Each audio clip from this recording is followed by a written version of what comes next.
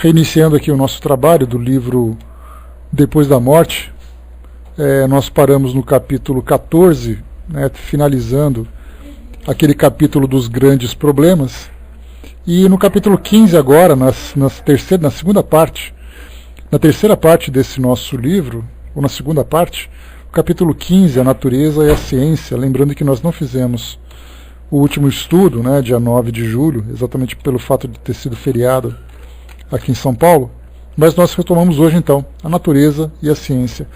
Agora, esse capítulo que trata do mundo invisível, Leon Denis procura abordar as diversas questões que falam objetivamente do mundo espiritual. A gente poderia dizer assim que essa é uma parte mais técnica, diferentemente da anterior, que era uma parte mais filosófica, né? Nós falamos sobre as religiões, falamos sobre as diversas ideias, né, que tratam das questões espirituais, sem se preocupar com questões específicas do mundo espiritual, né, com relação à origem, com relação a destino, com relação ao que vamos encontrar, a respeito da nossa própria constituição também.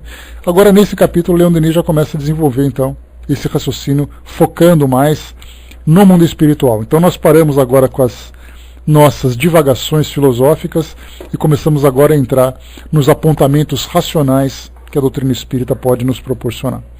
Então, a natureza e a ciência. São capítulos pequenos, mas o fato de serem pequenos não significa que eles não tragam para nós conteúdos importantes.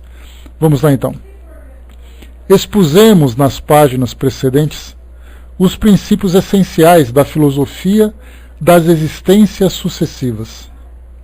Apoiados sobre a mais rigorosa lógica, tais princípios esclarecem o nosso futuro e resolvem numerosos problemas até aqui não explicados. Entretanto, podem objetar-nos que essas doutrinas, por mais lógicas e racionais que pareçam, não passam de simples hipóteses, meras especulações, e que como tais devem ser tratadas. A nossa época, fatigada dos devaneios da imaginação, das teorias e dos sistemas pré-concebidos, propendeu para o ceticismo. Diante de qualquer afirmação, reclama provas. Não lhe basta o mais lógico raciocínio. Precisa de fatos sensíveis, diretamente observados para dissipar as suas dúvidas. Tais dúvidas se explicam. São a consequência fatal do abuso das lendas, das ficções, das doutrinas errôneas com que durante séculos se embalou a humanidade. De crédulo que era, o homem, instruindo-se, tornou-se cético, e cada teoria nova é acolhida com desconfiança, se não com hostilidade. Bom, nesse parágrafo aqui, Leon Denis já fala bastante sobre o seu objetivo. Quando ele fala a nossa época, fatigada de devaneios da imaginação, ele fala sobre aquele período já na Idade Moderna, saindo daquela Idade Média obscura, violenta com relação às questões espirituais, fantasiosa pela imposição que trazia de dogmas infundados, de medos descabidos, e aí então chegou o período do Iluminismo, onde a humanidade, né, ou pelo menos aquela sociedade, teve uma preocupação maior com relação ao entendimento de tudo aquilo que dizia respeito à realidade do mundo espiritual, sem mais aquela preocupação de acreditar por acreditar, porque não precisava mais temer, não havia mais o motivo do medo, porque você deve acreditar, porque do contrário é blasfêmia, e toda blasfêmia ela é punida de uma forma muito severa. Então, com essa liberdade de pensamento que começou a se impor naquele período, tudo era questionado. E toda nova filosofia, como a própria doutrina espírita naquele período, começou também a ser questionada. As religiões que surgiam, e a gente lembra que, embora o intercâmbio entre os países não era tão intenso como é na nossa atualidade, onde nós temos a tecnologia, os meios de comunicação, que nos permitem conhecer tudo, saber tudo de uma forma instantânea. Então, naquele período, nem tudo era conhecido. Na Europa, por exemplo, a presença do cristianismo era quase que unânime. Quando nós falamos sobre as demais religiões do Oriente, da África, da Ásia, né, principalmente da Ásia Central, ali no Oriente Médio. Então, quando nós falamos sobre essas religiões, poucas pessoas tinham esse conhecimento. Mas, de qualquer forma, já bastava o próprio cristianismo, com as suas variações, né, visto pela visão apostólica romana do catolicismo, pela visão ortodoxa também do catolicismo, pela visão das religiões evangélicas que surgiam como oposição ao próprio catolicismo, né, na figura inicial das igrejas protestantes e depois se evangelizando em outros segmentos. E aí então as pessoas começavam: qual religião é melhor? Por que uma é diferente da outra? No que acreditam e por que acreditam naquilo? E aí então surge o Espiritismo. E as pessoas perguntam: já não bastava aquilo que nós temos? Veio uma outra agora para trazer uma outra ideia. Então, já que o Espiritismo se coloca com tanta imponência a respeito da sua solidez racional, da sua solidez científica, a pergunta é: por que nós devemos acreditar mais nessa do que daquela? Ou melhor, onde estão as provas para justificar tudo aquilo que o Espiritismo traz como diferença, no caso, por exemplo, sobre a continuidade da vida, sobre as reencarnações, as influências espirituais, etc, etc, etc. Por isso, então, como foi colocado para nós, de crédulo que era, que acreditar em tudo no início, o homem, instruindo-se, tornou-se cético. E cada teoria nova é acolhida com desconfiança, se não com hostilidade. E a gente vê, né, estudando um pouquinho sobre a história do Espiritismo, as dificuldades que Kardec sofreu, não apenas uma hostilidade científica, mas uma hostilidade religiosa também. Religiosa porque o Espiritismo veio para enfrentar todos os dogmas e a posição de poder das religiões dominantes naquele período. E pela ciência, para trazer também novas fantasias, entre aspas, já que não se tinha como provar cientificamente, dentro do método positivo ou positivista, aquilo que ela trazia como novidade. Então, ou desconfiança ou hostilidade, e a doutrina passou por isso, como é hoje também. Embora nós tenhamos mudado de período, de época, naquela época em que o positivismo era muito forte, as pessoas questionavam, mesmo aquelas que tinham alguma religião, elas questionavam a respeito da própria religião, tentavam encontrar então argumentos mais concretos para poder dizer, né, para poder falar que a sua fé era verdadeira, não era fantasiosa. E aí então nós mudamos de cenário, onde o Espiritismo começou a se desenvolver aqui no Brasil, e aqui nós encontramos um campo extremamente religioso. E aí então aquele aspecto racional que o Espiritismo, ou que a sociedade tinha na Europa naquele período, simplesmente se perdeu. E aqui então nós percebemos, como é hoje na atualidade, nós não vemos, por exemplo, as pessoas que são voltadas para o pensamento científico questionarem se essa religião ou aquela é verdadeira ou falsa. Na verdade, eles simplesmente dizem: nós não nos misturamos com religião. Ou seja, ignorando uma realidade que é importante. Porque mesmo que a ciência não leve em consideração a existência do espírito, a sua origem, o seu destino, as consequências da sua existência, isso é um fato. O cientista mais cético, o cientista mais ateu, mais materialista, mais inteligente que exista, ele vai morrer fisicamente. E a pergunta é: o que vai acontecer com ele? Aí alguns vão dizer: bom, ele vai simplesmente desaparecer porque não acredito naquilo, ele vai para algum lugar, ele vai acontecer de tal coisa, vai fazer isso, fazer aquilo, cada um dando a sua visão. Então é necessário que nós compreendamos do porquê, a importância da doutrina que nós abraçamos, mas principalmente quais são os fundamentos que ela nos apresenta a respeito dessa realidade do mundo espiritual.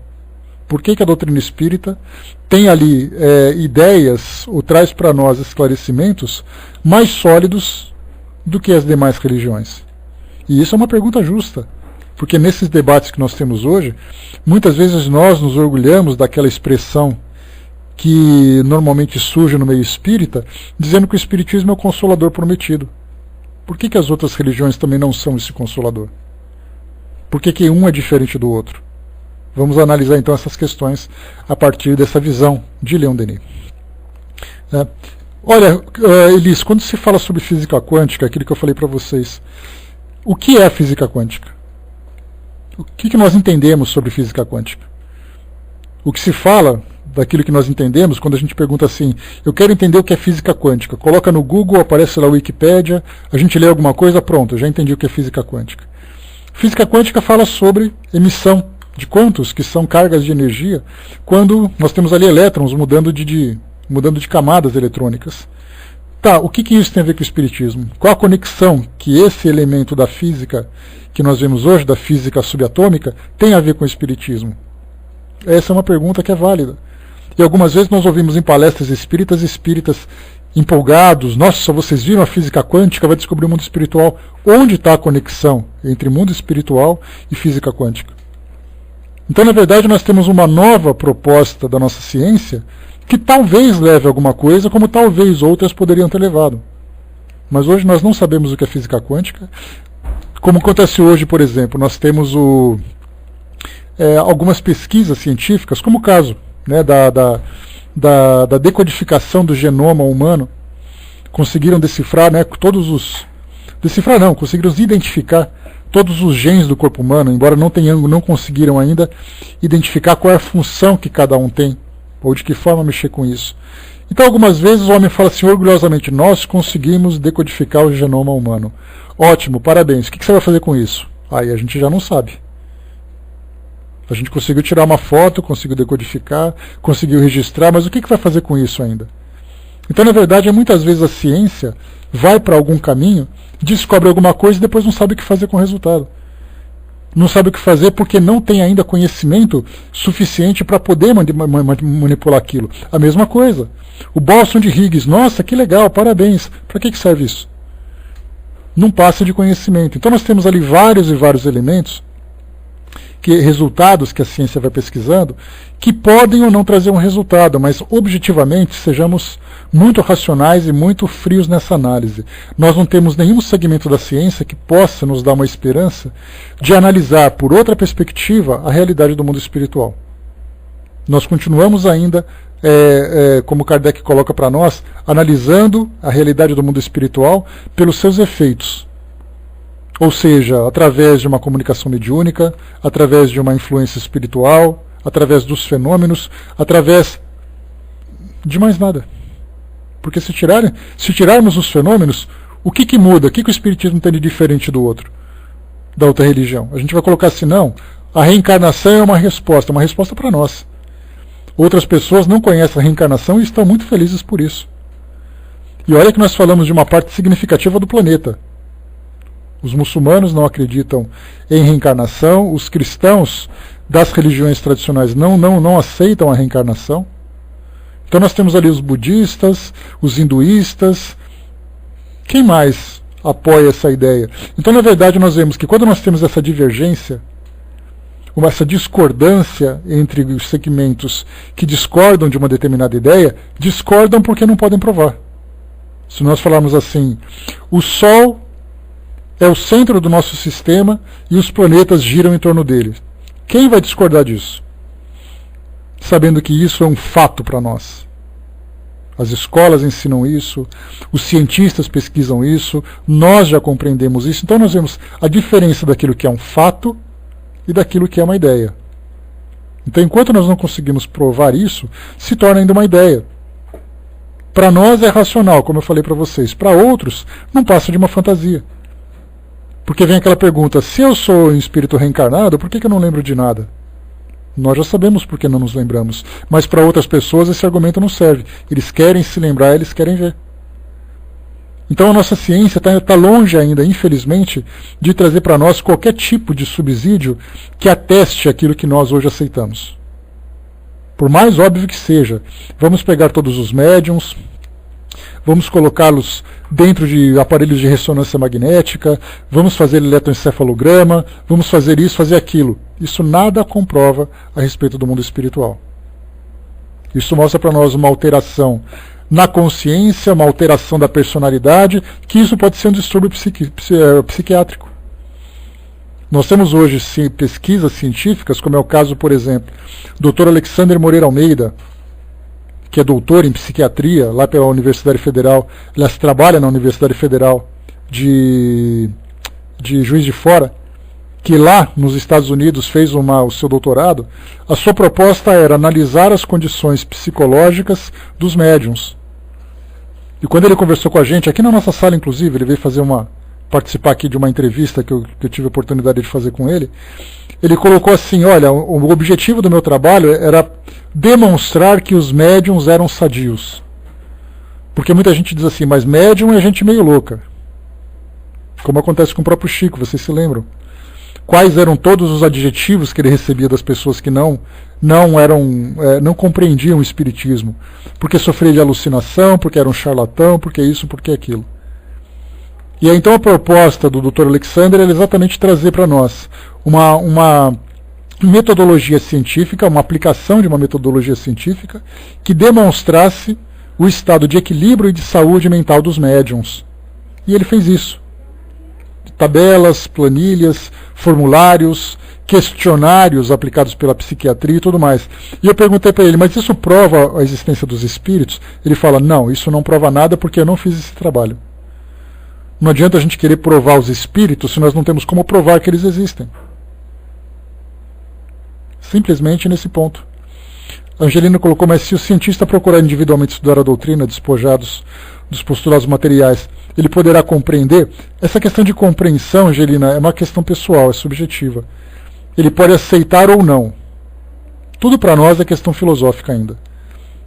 Como Kardec coloca, né, ele utilizou uma metodologia científica de analisar as causas, analisar as consequências e entender tudo isso. Ótimo, para ele foi o suficiente.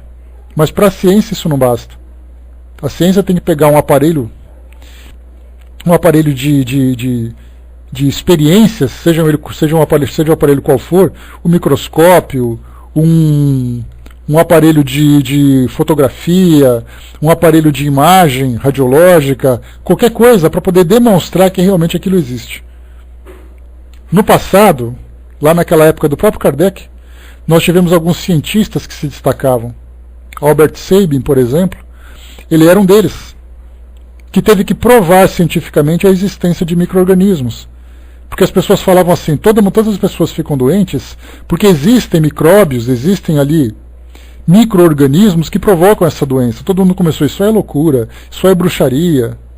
Aí desenvolveram um microscópio, conseguiram entender uma metodologia de proliferação de bactérias e registraram dizendo, tá vendo, ó, é isso aqui que provoca.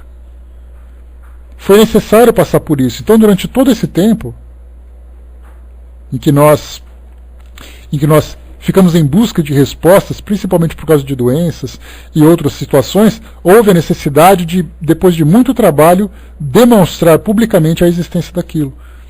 Para o Espiritismo é a mesma coisa. Então o cientista, ele precisa de fatos. O homem que trabalha na ciência, ele pode então usar a fé dele, a crença dele. Ele vai dizer assim, bom, pela minha crença eu acredito. Se fizermos uma pesquisa com os cientistas a respeito da sua espiritualidade, da questão espiritual, nós teremos cientistas que são ateus, cientistas que são evangélicos, cientistas que são católicos, cientistas espíritas, cientistas budistas, porque essa é uma questão de fé. A ciência não conseguiu ainda adentrar esse campo, e Kardec já dizia isso lá no século XIX, e nós continuamos ainda afirmando isso hoje. Se o Espiritismo é uma questão de opinião pessoal, tivesse se desenvolvido na Europa desde aquele tempo e não tivesse se apagado, por exemplo, como aconteceu na França, provavelmente nós teríamos chegado a alguma coisa mais concreta. Porque o pensamento positivo, o pensamento científico era muito forte naquele período. Quando ele veio para o Brasil, é como se ele tivesse começado do zero. E começado num campo completamente diferente.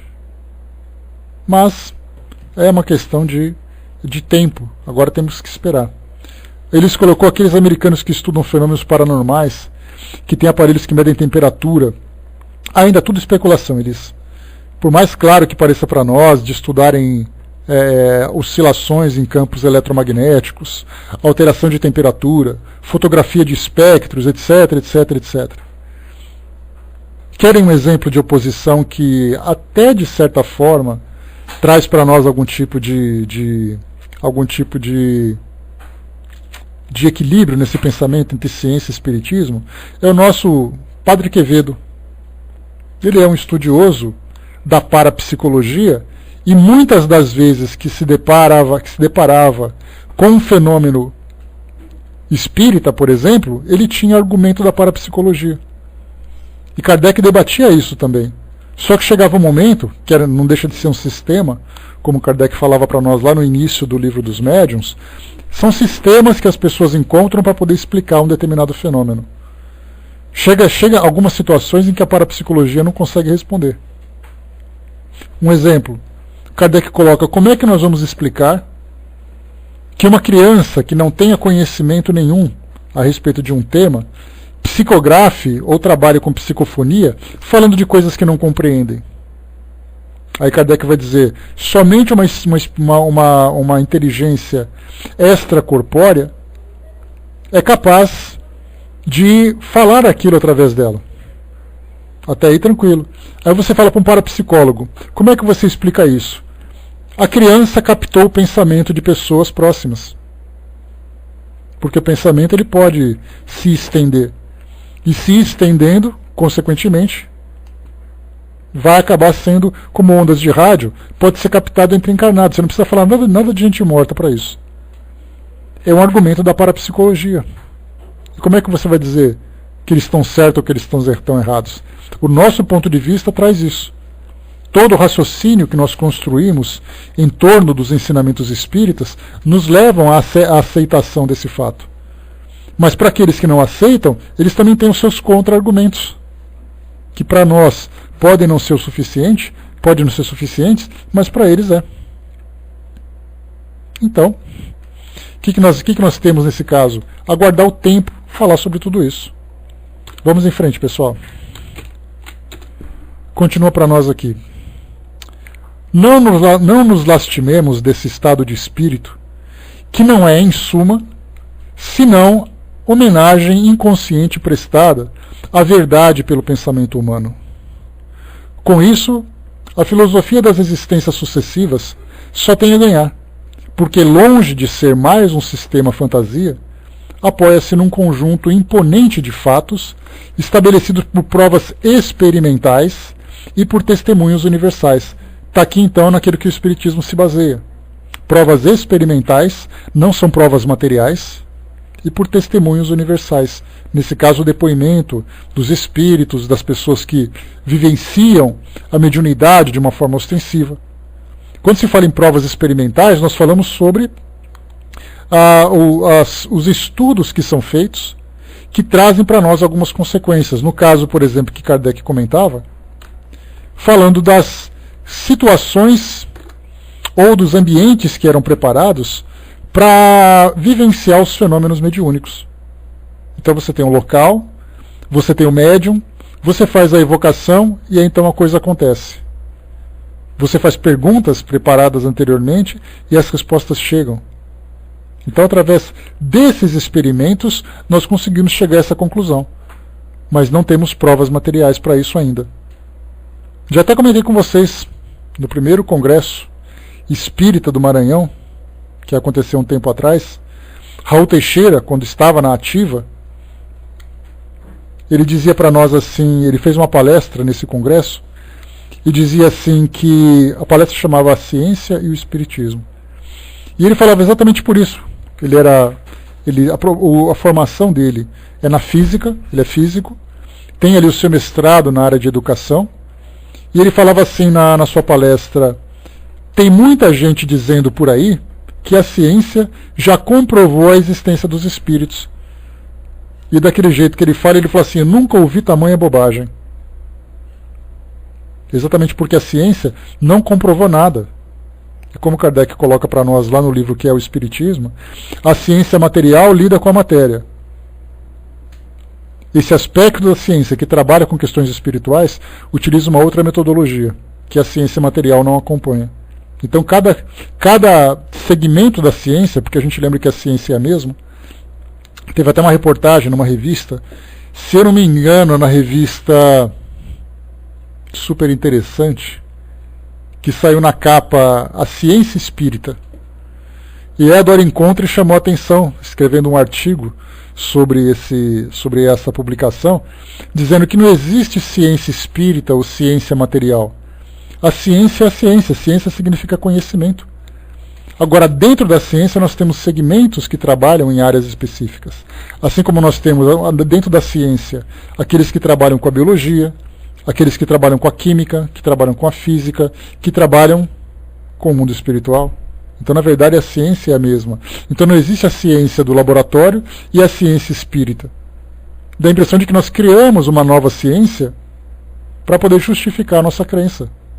A ciência é única. O direcionamento que se dá a essas investigações, a esse conhecimento, aí depende de cada grupo. Continua para nós. Que o Brás colocou, né, os aeróglifos de Santa Catarina, a ciência teve um parecer, né, de ser feito por inteligência extraterrestre. Olha, Brás, ainda muitas dúvidas, porque para falar em inteligência extraterrestre, você precisa comprovar que os extraterrestres existem. Então, nesse caso, a ciência não atestou sobre isso também. Ela pode não conseguir respostas. Por isso que a palavra OVNI, objeto voador não identificado, significa exatamente isso, um objeto voador que não foi identificado. Porque hoje nós entendemos, vou até escrever aqui para vocês, OVNI,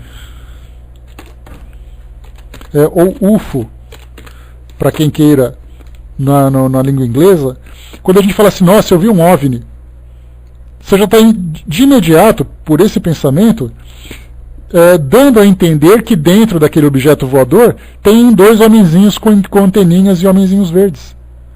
Quando você fala um objeto voador que não foi identificado, ele pode ser qualquer coisa. O fato é que você não conseguiu identificá-lo. Se ele é terreno, se ele é extraterrestre, já é uma outra história. Mas parta do princípio que você não sabe o que é aquilo. Eu vi uma mancha de luz que apareceu no meio da floresta. Foi uma mancha não identificada. Se aquilo é fogo-fato, se aquilo por acaso foi alguém que provocou, ou qualquer coisa assim. Mas ainda assim, né, Brás, naqueles depoimentos que nós vemos nos chamados arquivos secretos das Forças Aéreas, nós temos muitos pilotos que trazem esse depoimento. E eles simplesmente dizem assim, olha, meu avião estava ali voando, e do lado eu vi algumas luzes. Ótimo. O que são essas luzes? Não sabemos. Por isso que ele é um objeto voador não identificado. Porque se fosse um disco voador, seria um objeto voador identificado. Porque sabem que é um disco voador, que ele é extraterrestre. Se ele é não identificado, ninguém sabe o que é. Pode ser um balão, pode ser qualquer coisa. Então a ciência não chegou nesse campo ainda porque ela não conseguiu estabelecer ou conseguiu chegar a essa conclusão de que existe vida fora do nosso planeta. Percebem como basta a gente espremer um pouquinho mais que a gente vê que chega uma hora que não se tem mais argumento para poder defender essa ideia de que ciência comprovou? Como eu falei para vocês, prova que uma bactéria existe. Vem cá que eu vou te mostrar o microscópio. Você olha e encontra, pronto. Me prova que existe lei da gravidade. Eu te empurro de cima de uma cadeira, você leva um capote, pronto. Me prova que existe espírito. Opa, já não tem como fazer isso. Me prova que existem extraterrestres. Também não tenho como provar. Percebem a diferença do que é exatamente o pensamento científico e do que é uma questão de crença, uma questão de dedução? Quando você deduz, você não prova. A prova é incontestável. E assim a gente vai seguindo nessa busca por respostas. Continuando para nós, vamos lá.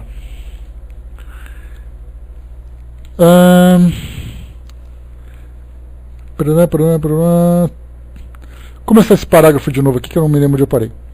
Não nos lastimemos desse estado de espírito, que não é em suma senão uma homenagem inconsciente prestada à verdade pelo pensamento humano. Com isso, a filosofia das existências sucessivas só tem a ganhar, porque longe de ser mais um sistema fantasia, apoia-se num conjunto imponente de fatos estabelecidos por provas experimentais e por testemunhos universais. A tais fatos é que consagraremos a terceira parte dessa obra. O progresso da ciência em suas escalas inumeráveis, é incomparável a uma ascensão em país de altas montanhas. À medida que o viajante galga as árduas encostas, o horizonte se alarga, os pormenores do plano inferior se confundem com o vasto conjunto, enquanto novas perspectivas se desvendam ao longe. Quanto mais sobe, tanto maior amplidão a majestade adquire o espetáculo. Assim a ciência, em seu progresso incessante, descobre a cada passo domínios ignorados. Então vemos ali esse avanço da ciência, já não mais com a mesma intensidade como acontecia no passado, porque quando a gente lembra, por exemplo, quando se fala sobre a química, a física e a biologia, que eram estudadas, essas ciências, que eram estudadas na Idade Média, por favor, por favor, Fiver colocou, seja bem-vindo, Fiver, só aguardar aqui que a gente está trocando ideia, tá? Então, essas ciências que eram estudadas na Idade Média, as descobertas que elas alcançaram, que para nós eram descobertas óbvias, foram descobertas que trouxeram para nós uma fundamentação para aquilo que a ciência estuda hoje.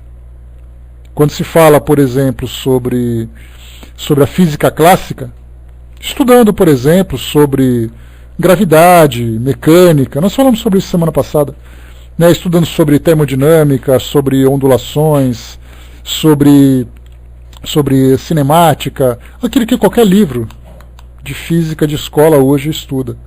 Isso tudo foi descoberto, como a gente sabe, século XVI, XVII, XVIII.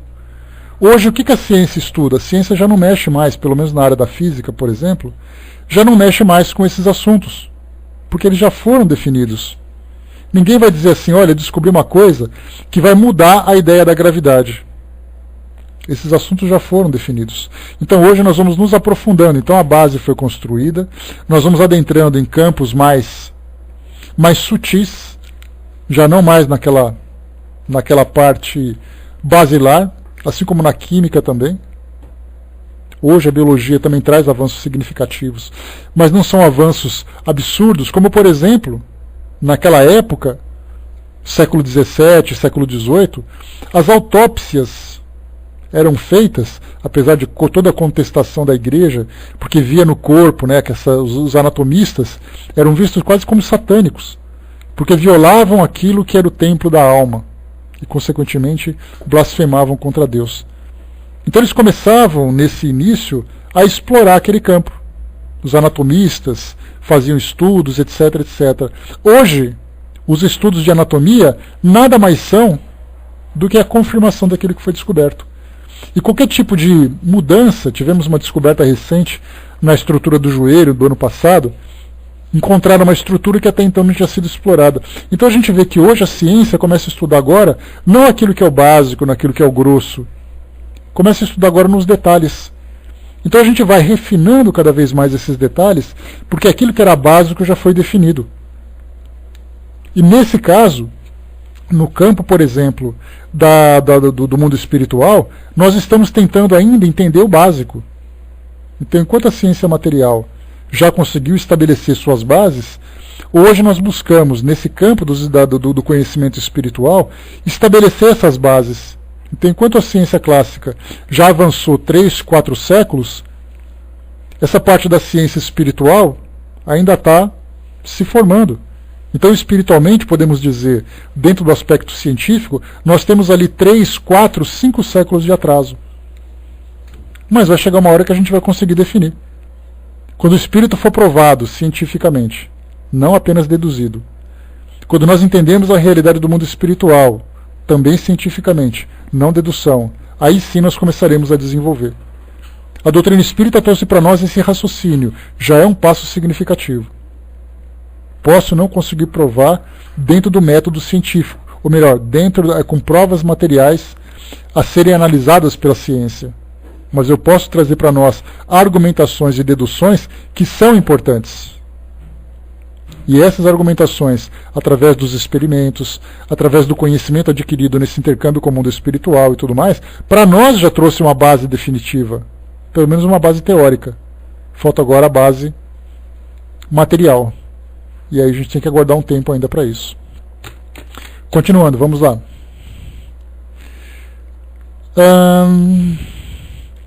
Todos sabem quão limitados são os nossos sentidos materiais, como é restrito o campo que estes abraçam. Além das cores e dos raios percebidos por nossa vista, há outras cores, outros raios, cuja existência é demonstrada pelas reações químicas. Do mesmo modo, o ouvido só percebe as ondas sonoras entre dois extremos, além dos quais as vibrações sonoras, muito agudas ou muito graves, nenhuma influência exerce sobre o nervo auditivo. Aqui vale um comentário interessante, que a gente vê que inicialmente nós vivíamos restritos naquilo que os nossos sentidos eram capazes de perceber. Então, frequências eletromagnéticas que acabavam se refletindo ou sendo percebido através de cores ou através de sons era o máximo que a gente conseguia encontrar. Depois começamos a desenvolver equipamentos que encontraram, por exemplo, nas cores, as cores que são infravermelhas, aquelas que estão numa frequência abaixo do vermelho, que tem uma frequência específica, e ultravioleta, que está acima da cor violeta, as famosas 7 cores do arco-íris. Então temos 7 cores que nós percebemos, e todas as suas misturas e variações. Abaixo disso, abaixo do vermelho ou acima do violeta, nós não percebemos. Aí então descobrimos um equipamento que era capaz não apenas de perceber, mas de produzir isso. Aí temos ali, por exemplo, no caso da medicina, da fisioterapia, equipamentos de infravermelho, vocês já ouviram. Conseguimos equipamentos que perceberam os raios ultravioletas, que provocam mal para a saúde, câncer de pele, etc, etc. Temos ali no caso, por exemplo, no estudo dos sons. Temos infrassons e ultrassons. Não apenas percebemos, como também somos capazes de reproduzir. Já contei para vocês essa história. Hoje nós temos na biologia, na zoologia, o estudo dos animais e como eles se comunicam. Aí perceberam golfinhos, morcegos, que emitem e utilizam os ultrassons para poder se movimentar, e outros animais também. E depois perceberam que outros animais também utilizam o infrassom, no caso das baleias, dos elefantes. Como nós percebemos isso? Através da descoberta de equipamentos, do desenvolvimento de equipamentos para isso. Então temos ali, né, o controle remoto. O controle remoto é infravermelho. Né, são raios infravermelhos que mudam. Então nós temos ali vários tipos. Né, conseguimos, por exemplo, hoje, através dos celulares, através das micro-ondas, através dos televisores, são todas ondas que estão à nossa volta que nós não percebemos. Mas quando nós levantamos um equipamento e ligamos, eles então percebem a existência dessas ondas. Vai chegar o dia em que nós teremos condições, por exemplo, de captar a presença dos espíritos. Hoje, como a Elise lembrou um pouco mais acima, nós temos aqueles caçadores de fantasmas que utilizam equipamentos tradicionais, equipamentos comuns, para tentarem detectar a existência dos espíritos. Aí, como eu falei para vocês, mudança de temperatura, captam sons, captam imagens, captam mudanças no campo eletromagnético. Fora isso, são equipamentos normais que se usam no dia a dia. Se você pegar um campo, hoje nós temos celulares, né, nos iPads, iPods e tudo, que você baixa um aplicativo, instala, e ele é capaz de detectar alterações no campo eletromagnético. Aí você pega o seu aparelho, aproxima de uma tomada, por exemplo, de energia elétrica, e ele demonstra essa oscilação. Então eles estão tentando, com os equipamentos que possuem, que é o máximo que eles conseguem chegar, tentar encontrar os espíritos. Infelizmente não conseguiram ainda, porque esses equipamentos não foram criados para isso. Mas eles tentam encontrar, pelo menos aqui no nosso ambiente físico, essas alterações de ondas e tudo mais, a existência desses seres. Se por acaso nós tivéssemos universidades, empresas, pesquisadores que se dedicassem à criação de equipamentos para tentar entender a existência dos espíritos, aí talvez a gente tivesse algum progresso. Mas por enquanto não, nós estamos tentando adaptar alguma coisa que muitas vezes não funciona. não são autênticas, Fernanda. Na verdade, o que nós temos ali são informações que trazem para nós deduções. É importante a gente lembrar. Existe uma diferença entre provas autênticas e aquilo que para nós é o suficiente para comprovar. No caso da transcomunicação instrumental, por exemplo, nós poderíamos dizer, vamos supor, como o Padre Quevedo, vamos fazer de conta que eu sou o Padre Quevedo, fazendo ali aquele papel do advogado do diabo, né? Quem me garante que as comunicações que chegam através de um equipamento não é o vizinho do lado que está emitindo aquelas ondas e meu equipamento está recebendo? Tanto de imagem como de som. Como é que nós podemos comprovar isso? Por isso que eu falei para vocês, como o próprio Raul Teixeira lembrou, você não pode argumentar sobre nada que venha a ser consequência da existência dos espíritos se você não é capaz de provar a própria existência dos espíritos. Esse é um problema. Sim, já li alguma coisa sobre isso, Fernanda.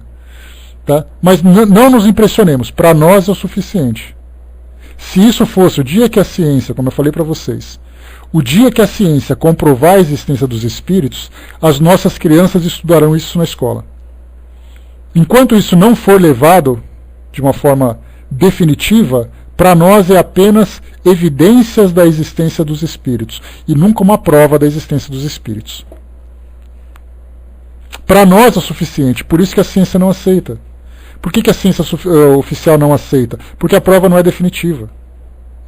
Eu entendo a sua paixão, eu entendo a sua indignação, mas o fato é esse.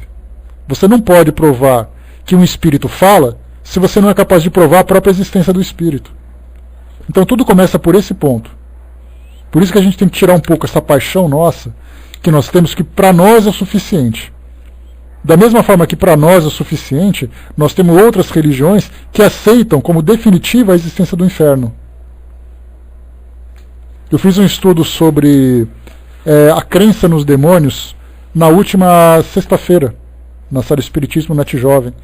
E ali nós vemos que temos grandes pesquisadores de outras religiões que trazem para nós argumentos que para nós, por mais absurdos que pareçam, para eles é definitivo. Eu acredito na existência do diabo. Aí você põe a mão na cabeça e fala assim, meu Deus, como é que você pode acreditar nisso? Eu acredito nisso. É uma questão de crença. Então o que nós temos hoje, isso que eu falo para vocês, nós temos hoje muitas evidências que nos levam a compreender o mundo espiritual. Mas nós não temos provas para isso. Temos que ser muito frios e racionais nesse sentido. Se você não prova a existência do espírito, como é que você pode provar que ele fala? Se você não prova a existência do espírito, como é que você pode provar que ele aparece, que ele se materializa? Então tudo começa assim, a ciência tem que comprovar que o espírito existe. E não provar que o espírito existe através das suas consequências. Kardec fala sobre isso no livro A Gênese, lá no capítulo que fala sobre a existência de Deus. Como é que ele chega à conclusão que Deus existe? Pelas consequências. Mas ele pode provar que Deus existe? Para todos nós, vamos argumentar sobre isso. Ninguém vai para o inferno por pensar dessa forma. Me prova que Deus existe. Percebem? Qual é o raciocínio que o Espiritismo leva? Que o Espiritismo chega? Quando ele diz assim, Deus existe porque não existe um efeito inteligente sem uma causa inteligente. Esse é um dos axiomas, né, um dos argumentos que são fechados, definitivos. Então, se nós temos efeitos inteligentes, é porque alguma causa inteligente causou. E essa causa nós chamamos de Deus. Ou seja, nós comprovamos, ou melhor, nós aceitamos que Deus existe, analisando as suas consequências. Nós não vimos Deus, nós não sabemos onde Deus está. Você não pegou um pedacinho de Deus e colocou numa lâmina no laboratório para comprovar. No espírito é a mesma coisa. A Itália, eles até levavam a voz de um que se manifestou para ser confirmado no laboratório e foi confirmado. Mas quanto a isso você tem razão, toda razão, né? Se comprovam as manifestações, mas não a causa. Então nós temos hoje, Fernanda, no caso do laboratório, por exemplo, aqui no Brasil, no estado do Paraná, nós temos um delegado da Polícia Civil que faz estudos de digitais. Então ele quer provar a reencarnação através das digitais. Como ele faz isso? Eu pego a minha digital, dou para ele, e ele vai comparar com outras pessoas do passado, que já morreram naturalmente, para dizer quem eu fui. Porque a minha digital é a mesma digital dele. Querem provar a reencarnação, fazendo como? Entrevistando pessoas que se lembram de existências anteriores. Isso é o suficiente para comprovar a reencarnação? Se você quer provar que um ET existe, você tem que estar parado, um disco voador para na sua frente, ele sai da nave e te saúda. Aí você diz assim, para mim está provado. Tirando depois todas as farsas, tirando todos os equipamentos eletrônicos e coisa e tal, eu posso comprovar que um alienígena existe. Muita gente diz assim, já vi um disco voador. A gente volta naquela ideia do objeto voador não identificado. Você viu um objeto que você não identificou. Para dizer que ele é um disco voador já é uma outra história. Não conheço, Fernanda. Então lembremos sempre, o que nós temos são sempre evidências. A nossa ciência não chegou ainda numa condição de provar a existência daquilo que não faz parte do mundo material. Tudo aquilo que vem do mundo espiritual, para nós, é deduzido, para nós, são suposições, muitas vezes, mas nós não temos como comprovar. Aliás, nem evidência é. Porque evidência, como o próprio nome diz, é uma coisa que é evidente. Então o que nós temos são o quê? Informações que nos levam a esse pensamento. Continuando, vamos lá. Então, como a Fernanda colocou, por mais apaixonada que seja, por mais indignada que ela fique, por mais irritada que ela fique porque as pessoas não entendem, a ciência é assim. Nós não podemos mudar o que é a ciência hoje. Nós não podemos mudar as limitações da ciência.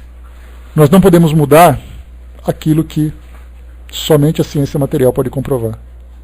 Mas a gente pergunta assim, bom, quer dizer então que eu só posso ficar feliz se a ciência aceitar? Não, porque a ciência é limitada. A ciência tem também as suas restrições, o seu alcance. Mas para nós é o suficiente? Sim, para nós é o suficiente, então basta.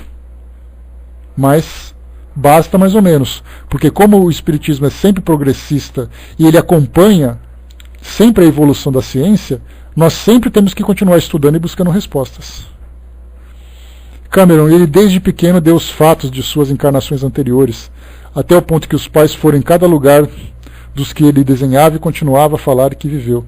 Descobriram que ele realmente era aquele militar morto. Quer dizer, eles se convenceram de que era aquele militar morto.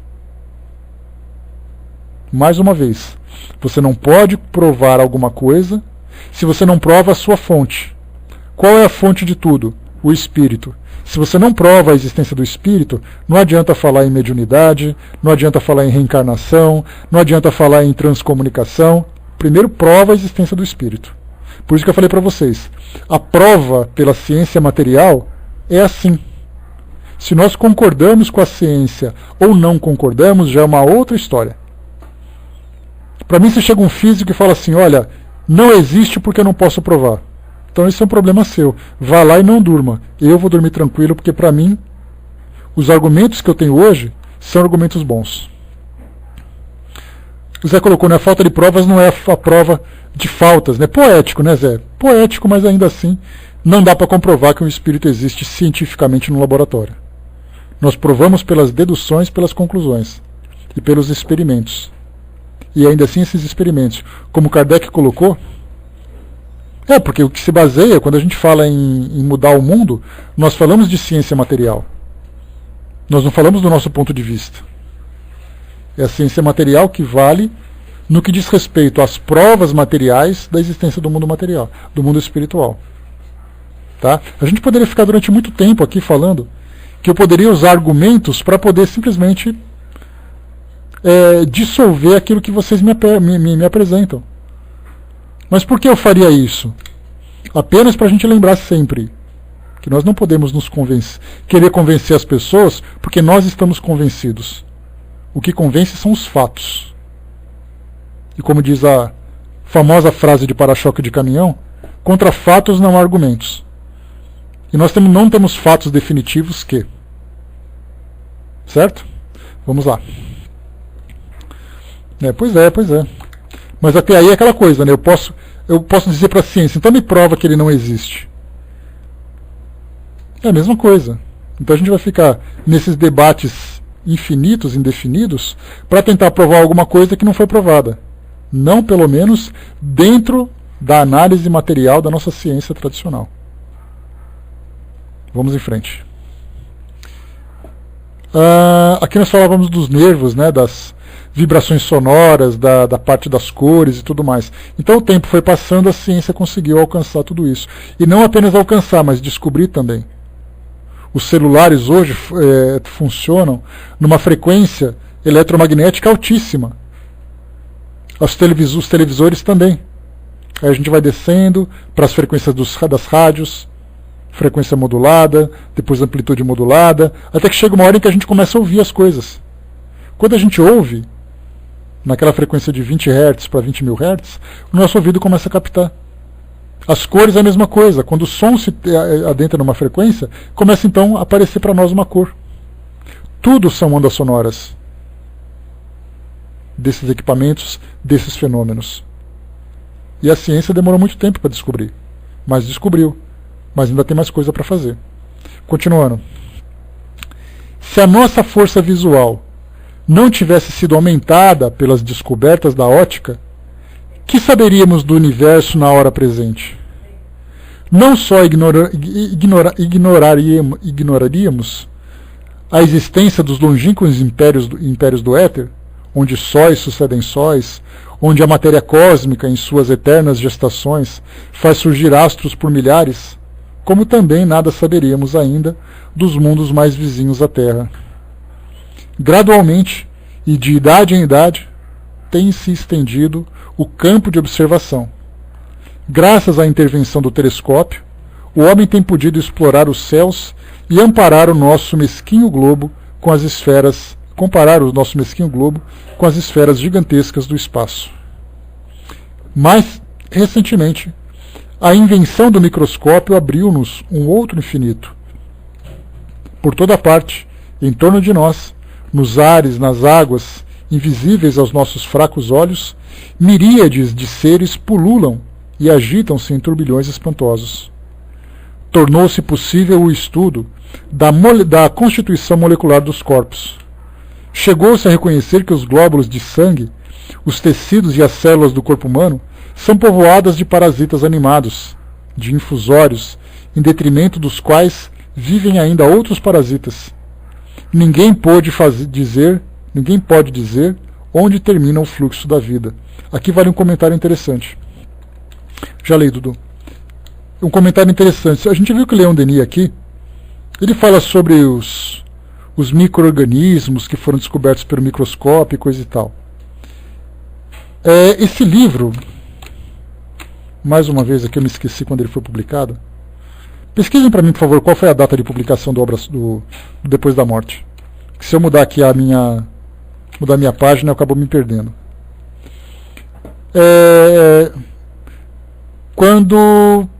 Vem para mim, por favor. Quando Leon Denis trouxe para nós esse conhecimento, essa informação,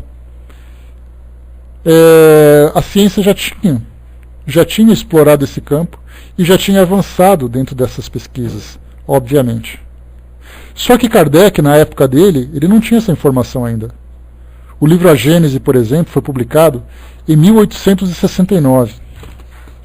Ou 68, 1868, eu acho. Está aqui, ó, 1868. Quando ele publicou esse livro, se vocês tiverem oportunidade, nós vamos ter a oportunidade de estudar esse livro logo depois Depois da Morte, Kardec falava, pelo conhecimento que ele tinha na época, que as doenças se propagavam pelo ar. A doença se propagava pelo ar, não o agente causador da doença. Porque Albert Sabin, naquela época, estava fazendo pesquisas que viriam a encontrar os micro-organismos. Então Kardec não conhecia as bactérias, não conhecia vírus, não conhecia qualquer tipo de ser microscópico, porque a ciência naquela época não tinha. E no livro A Gênese, ele fala sobre isso, que as doenças são levadas pelo ar. Então o que acontecia na época? Só uma lembrança, nos documentários de medicina, nós encontramos um fato interessante. Havia um hospital na Europa, não me lembro se era na França, que trabalhava com duas especialidades com mais intensidade, com a obstetrícia, que trabalhava com o nascimento de crianças e tal, e com pesquisas de medicina legal, estudando cadáveres e tal. Por acaso, os mesmos médicos que faziam partos eram médicos que faziam autópsias. O que eles faziam? Faziam autópsia, aquelas mãos sem luva, sem nada, cheias de sangue, pegavam um paninho, limpava, e depois ia fazer um parto. E começaram a perceber que as parturientes, depois que tinham seus filhos, vinham a desencarnar por causa de infecções. Eles não entendiam por que tantas parturientes morriam. E aí então começaram a fazer uma análise. Percebiam que as mulheres que tinham parto com parteiras tinham mais chances de viver do que aquelas que eram assistidas por médicos. E aí começaram a fazer pesquisa, fecharam as janelas, tamparam todas as janelas dizendo: é pelo ar que as coisas se propagam. Mas os médicos continuavam assim. Até que chegou um médico que era meio invocado e falou assim: a partir de hoje, todas as vezes que o médico sai de uma sala de autópsia, ele vai ter que lavar as mãos numa água misturada com cal. E aí então perceberam que depois que eles começaram a fazer essa higiene, diminuiu o número de mortandade de parturientes. E aí falavam assim: não é o ar, é alguma coisa que tem na mão dos médicos. E foi aí que eles começaram então a pegar essas porque os cadáveres, na verdade, eles já estavam em decomposição. Não eram cadáveres secos, cadáveres frescos e tal. Então era muito comum nessa época eles tentarem fazer esses estudos, porque eram faculdades de medicina e coisa e tal. Somente depois de um certo tempo, perceberam então que eram eles que eram os propagadores daquela doença. Mas começaram a entender também que eles não propagavam doenças, eles propagavam os agentes que causavam essas doenças. Foi aí então que levou à descoberta dos micro-organismos. Na mesma época de Kardec, só que o que ele escreveu, já que a Gênese é um livro que traz para nós informações científicas, era uma informação que para nós hoje é uma informação que não é válida. Mas para ele era o top do que se tinha na época. Então a gente vê que gradualmente as coisas vão se modificando. Dudu colocou aqui para nós: essa frequência do celular pode atrapalhar a mediunidade de alguém? O que mais aqui embaixo? Já que a gente coloca o aparelho junto ao ouvido, perto da glândula pineal, sabe que eu pergunto tudo que vem à mente. Na verdade, Dudu, isso seria necessário fazer uma pesquisa, não dá para a gente saber. Não se tem nenhum estudo na atualidade falando sobre isso. O que hoje a ciência tradicional traz para nós é o perigo que não somente campos eletromagnéticos provocados por celular, mas para pessoas, claro que tem, sem dúvida. Pessoas que moram perto de redes elétricas, inclusive teve um filme que foi lançado há um tempo atrás, há um tempo nos Estados Unidos, que contava essa realidade. Uma vila que ficava embaixo daquelas torres de transmissão de energia de alta tensão, que começaram a ficar doentes, os moradores dessa vila. E aí então chegaram à conclusão de que o responsável pelas doenças era a companhia de energia elétrica. Hoje nós temos, né, aquela coisa: não utilize celular num posto de gasolina. Os celulares podem provocar câncer, tumores cerebrais. Então são pesquisas que hoje, dentro do campo da mediunidade, nós não sabemos. Para se falar um estudo, alguma coisa mais profunda a respeito da mediunidade, o Dr. Sérgio Felipe, que é neurocientista daqui de São Paulo, ele tem ali umas pesquisas interessantes que falam sobre de que forma que a mediunidade pode ser entendida pela nossa ciência. Então a gente lembra nas pesquisas que ele fez, chegou até a publicar sobre isso, eu tive até uma palestra com ele aqui em São Paulo, e ele falava sobre essas pesquisas. Analisou então as glândulas pineais, que fazem parte da estrutura da base do cérebro e tal, e a argumentação dele, que inclusive foi a sua dissertação de mestrado, era para defender a importância da glândula pineal nos fenômenos mediúnicos. E aí então ele falava que ia até o Instituto Médico Legal, daqui de São Paulo, recolhia, né, as glândulas dos cadáveres para poder submeter a análise microscópica, análise tomográfica, de ressonância magnética, para saber qual é a sua constituição, esses cristais de apatita que ele sempre fala também, se isso poderia ser visto e coisa e tal. Então o que ele fazia? Além desse estudo anatômico, ele começou também a convidar médiums para serem examinados. E um dos trabalhos que ele fez, ele demonstrou isso inclusive num programa Globo Repórter que aconteceu na década de 1990, e ele falava o seguinte, que nós vamos estudar o efeito da mediunidade sobre os médiums. Então, médium em estado de transe mediúnico, incorporado, naturalmente com a concordância do espírito que estava ali junto dele, se submeteu a vários tipos de exame. Então ele estava mediunizado, fazendo tomografia computadorizada, fazendo exame de sangue, exame eletroencefalográfico, exame eletrocardiográfico, tudo isso para comprovar, ou para tentar entender que essa alteração de consciência, ele não usava o argumento dizendo que essa incorporação espiritual, ele dizia que esse estado alterado de consciência provocava efeitos fisiológicos diferentes dos normais. Então a gente vê que, como é que eles vão estudando? Primeiro você tem que estudar para saber o básico.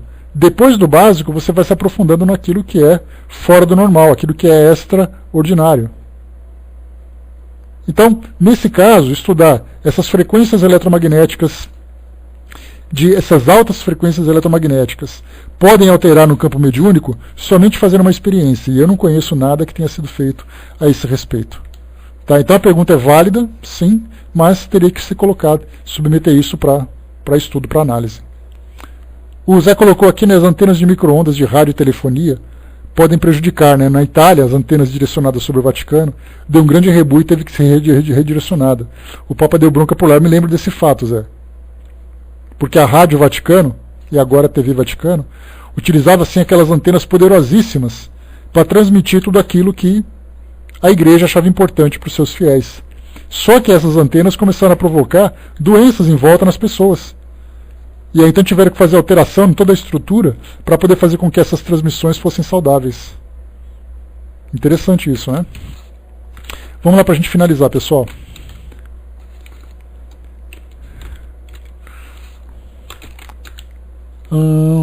Tá. A ciência progride, engrandece-se, e o pensamento por ela alentado sobe a novos horizontes. Mas quão leve se apresenta a bagagem dos nossos conhecimentos quando a comparamos com o que nos resta ainda aprender. O espírito humano tem limites, a natureza não.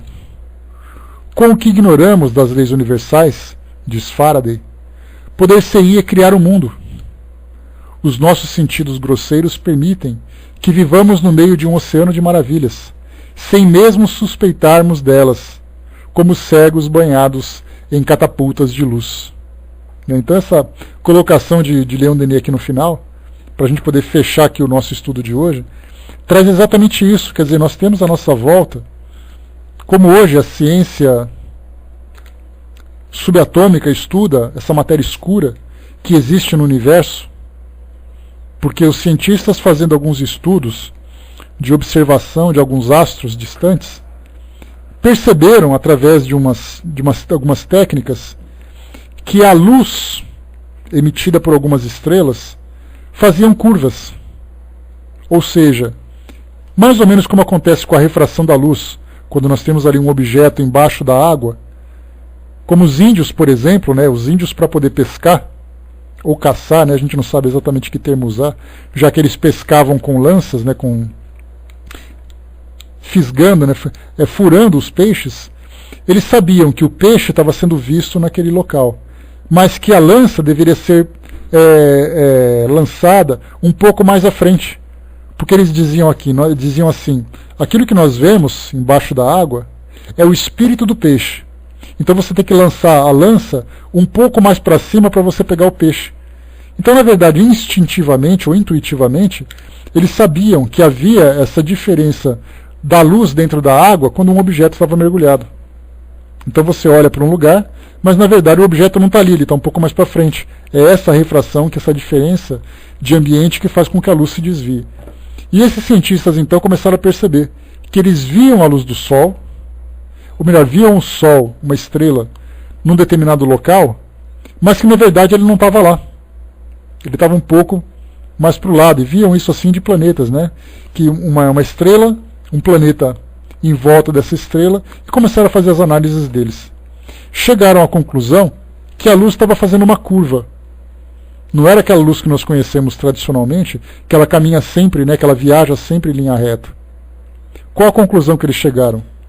Se a luz faz curva, é porque teve alguma coisa que fez com que ela se curvasse. Porque como a própria lei de Newton falava, né, um objeto segue sempre numa trajetória até que alguma força faça com que ele se desvie. Então a luz que deve seguir reta, não estava reta. O que fez com que ela se desviasse? E eles procuravam com microscópio, com radiotelescópios, com lentes infravermelhas, com tudo quanto é tipo de equipamento, e não conseguiram encontrar nada. Qual a conclusão que eles chegaram? Existe algo que nós não estamos vendo que provoca aquela distorção na luz. E eles chamaram então de matéria escura. Por que matéria escura? Porque já que o espaço é todo escuro, todo preto, aos nossos olhos pelo menos, então tem uma matéria que é da cor do espaço que está desviando a luz. E eles estão estudando isso agora. Então na verdade, depois, né, dessa descoberta do bóson de Higgs, eles começaram a deduzir que essa matéria vermelha, ainda desconhecida, pode ter ali elementos que nós ainda não conhecemos. E mais, eles dizem o seguinte, que essa matéria escura poderia ser comparada a um bolo que você faz tradicionalmente, e que as estrelas, e todos os planetas e todas as vidas, nada mais são do que aquela cobertura que fica em volta do bolo. Só para a gente poder entender a proporção da coisa. O que nós vemos são apenas a cobertura. A massa em si, que é a matéria escura, nós não vemos, mas ela existe. E existe, como é que eles sabem que ela existe? Pelas consequências, não por comprovar sua existência cientificamente, também em laboratório. Materialmente, se vê a matéria escura, não. Como é que sabe que ela existe? Pelos seus efeitos. Então, analisando os efeitos, encontramos as causas, que hoje para nós é o grande mistério, principalmente da astrofísica, né, que é esse segmento da ciência que estuda aquilo que existe no espaço. Então, vamos aguardar para ver o que temos por aí. Então, nós estamos, como o Leon Denis coloca para nós, estamos mergulhados em maravilhas da natureza que nós ignoramos, que nós sequer entendemos que ela existe, ou que elas existem, mas que com o passar do tempo elas vão sendo descobertas, à medida que o nosso conhecimento vai se ampliando, à medida que a nossa tecnologia também vai nos oferecendo mais recursos. Então, enquanto estamos estudando o mundo material, o mundo espiritual está ali parado, esperando nós encontrarmos com ele. Não apenas pela vontade, não apenas pela nossa dedução, mas encontrarmos materialmente. Porque aí sim, quando tivermos uma descoberta material do mundo espiritual, aí sim nós teremos uma grande revolução. Porque aí não vai ter mais aquele argumento, se eu acredito ou não acredito em espírito, se eu acredito ou não acredito em alma. Se ela for comprovada, nós teremos ali um capítulo nos livros de ciência das crianças, que falam sobre os animais, sobre as plantas, sobre os minerais e sobre os espíritos. Já pensou que maravilha? A criança chega em casa e fala, pai, vi ali uma foto de um espírito. E não é uma foto de assombração que nós vemos na internet. É uma foto como se fosse de um animal solto no campo. O Negrão lembrou aqui, não há mais mistérios entre o céu e a terra do que toda a nossa vã filosofia. Diz para nós ali Shakespeare. Em Hamlet ele fala sobre isso. Exatamente no momento, essa passagem de Shakespeare, ele lembra que foi exatamente no momento em que o próprio Hamlet viu o espírito do pai se materializando ali no castelo onde ele morava. E Horácio, que era um companheiro que estava com ele, dizia exatamente isso. Há mais mistérios entre o céu e a terra do que supõe a nossa vã filosofia, Horácio, no momento em que o pai dele se materializou. E como o Leonardo lembrou, a verdade está lá fora, né? Vamos esperar e ver o que vai dar com o passar do tempo. Pessoal, fechando por aqui. Tudo certo? Podemos concluir na boa? Alguma coisa, tirando a frustração da Fernanda de perceber que o mundo não está comprovado ainda? Tudo certo, tudo tranquilo por aí? Todos nós estamos frustrados, Fernanda. Pode ter certeza. A gente aguarda ansiosamente o dia em que a ciência não vai ter mais esse problema. Bom, o nosso próximo estudo página 88 do nosso livro Depois da Morte, o capítulo 16. Matéria e força, princípio único das coisas. Lembrando, pessoal, que esse conhecimento que Leon Denis traz, falando sobre matéria e força, é um conhecimento do início do século XX. Nós estamos já um século à frente em termos de avanço. Eu vou tentar passar para vocês alguma coisa daquilo que eu compreendo. Aqui, por exemplo, só para a gente ter uma ideia, Leon Denis fala das descobertas de William Crookes, que descobriu o quarto estado da matéria, que é a matéria radiante. Então ele falava sobre o sólido, o líquido, o gasoso e o radiante. 4. Na atualidade, nós temos 7 estados diferentes da matéria. 7. Leon Denis fala de 4, com a grande nova descoberta, que era exatamente o plasma, que nós conhecemos hoje. Então a gente vê assim, quanta coisa evoluiu de lá para cá. Eu vou tentar trazer para vocês, fazer algumas pesquisas, para ver se eu pincelo alguma coisa, para trazer para vocês, sem a pretensão, naturalmente, de falar sobre ciência com essa profundidade, até porque, como vocês sabem, eu não tenho competência para isso. O que eu falo para vocês é aquilo que eu vejo em matérias, em documentários, mas se por acaso falar assim, fala sobre isso com profundidade, eu fico quietinho lá no fundo com a orelha baixa, porque é um tema que a gente realmente não domina, né? Cindizinha colocou, né, os reinos da natureza mineral, vegetal, animal e espiritual, né? Teria sido massa. Pensou, Cindizinha, estudar tudo isso? E olha que vai falar sobre o mundo espiritual, ia ser um livro grosso, hein? Ia ser um livro considerado. Muito bem, pessoal, fechando por aqui então. Eu vou passar para a nossa amiga Fernanda, que é a nossa aniversariante de hoje, né? Parabéns para você, Fernanda, desde já. Então, um beijo